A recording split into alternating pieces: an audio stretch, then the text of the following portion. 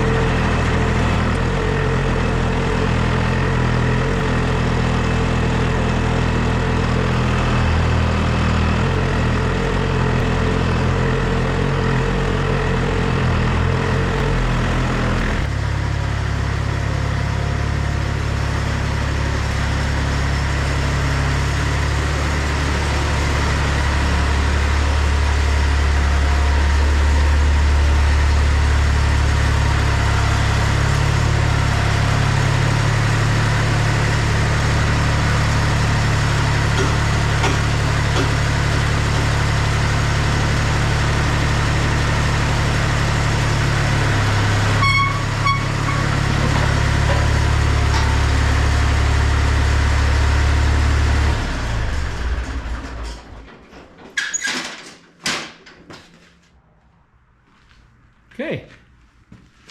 So the tote I just filled, I brought in here as you saw. I bring it in here with my Ford 1710 loader tractor.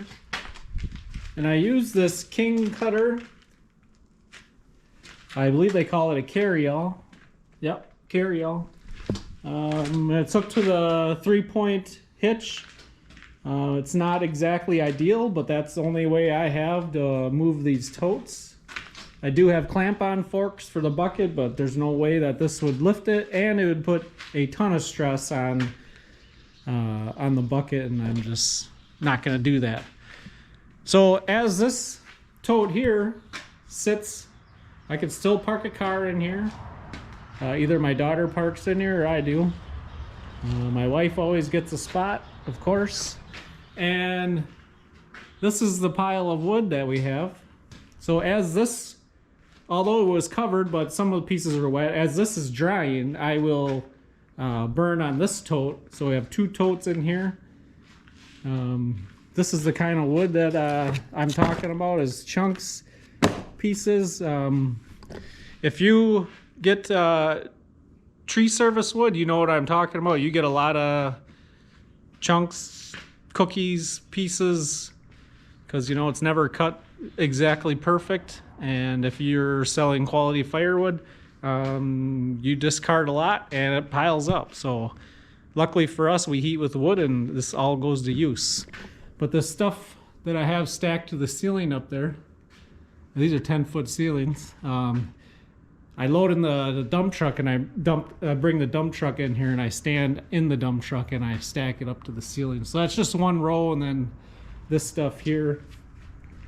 Typically what happens is I burn the chunks, and then when my wife is home alone or whatever and she's making fire, she usually gets this longer stuff. I call it like stackables. Stuff that you can stack is usually anything under 14-inch, or it's rotten or has a bad part in it or it's not perfect, and it gets stacked. But we stack it in these old pipes that my grandpa, we bought this house from my grandpa and they were in here, so I think he made them. But there's a row here, and then a tall one back there on both sides, so that's really handy to have. When this tote gets empty and this wood is still leaning against it, I'll just throw the cookies chunks into the bucket of the tractor and then dump it in here. But this is my garage, and this is my awesome refrigerator with sweet channel stickers on it.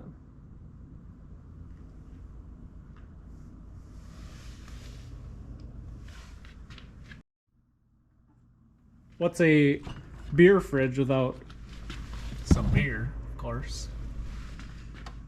Unfortunately, no summer shandy, my favorite. It should come out in a couple months. Can't wait. But anyways, let's get a few chunks and I will take you inside and show you how we heat our house. I don't know how many I'm going to be able to carry one-handed here, but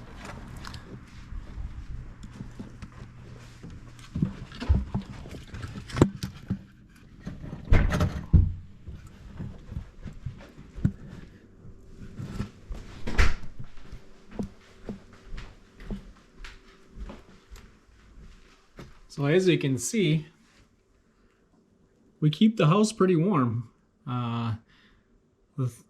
The thermostat is set to 55, which it never comes on. The only time we really use our furnace is when we're not here on vacation or out of town, whatever. But here in our living room is our stove. It's a Vermont Castings on Defiant Encore 2550. Put these down here. It does an awesome job of heating our house. Has top load feature, which is awesome.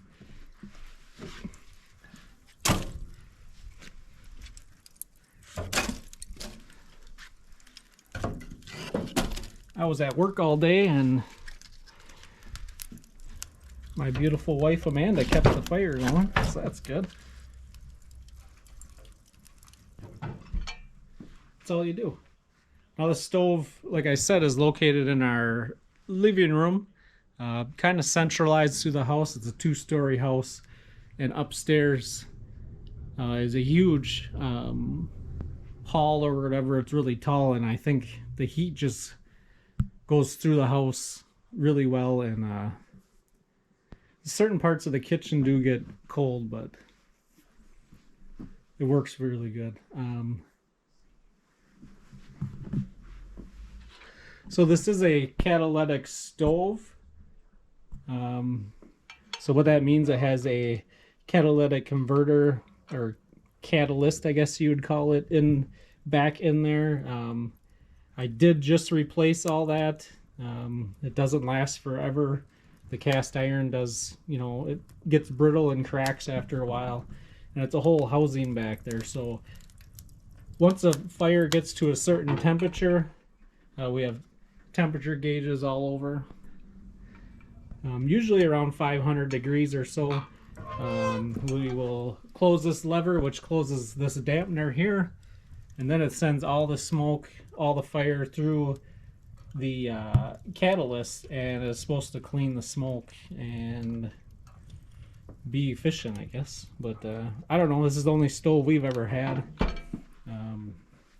It's as old as the house, and the house was built in 1996. It works great. There's nothing better than wood heat.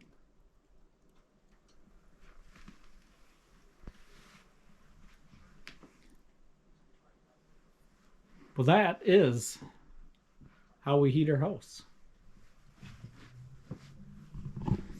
Go back to the garage. So that is how we heat our house. Use very little gas. We're out in the country, so we're on LP. We fill our tank once a year. We have a gas dryer and a hot water heater and the furnace, but very little use on that.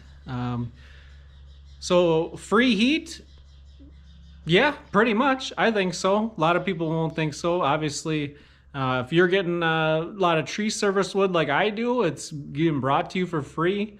Obviously, you have the labor and you're cutting, but otherwise, if I didn't heat with this, what would you do with it?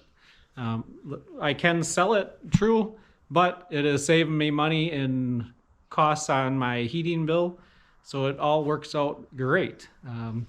We here are making every little bit of the firewood that we get count. Some of it does, that I really don't want to deal with, does go in the burn pile, but most of it gets used and gets put to really good use. I just want to tell everybody Happy New Year, Happy 2024. This video should come out on New Year's Eve. And cheers to all the woodhounds out there. Also, if I'd like to know how do you heat? Do you heat with wood? What do you do? Do you use your scraps like this? Put it in a comment below. Let me know. And to that, life is great in the 608. Cheers to 2024. Thanks for watching.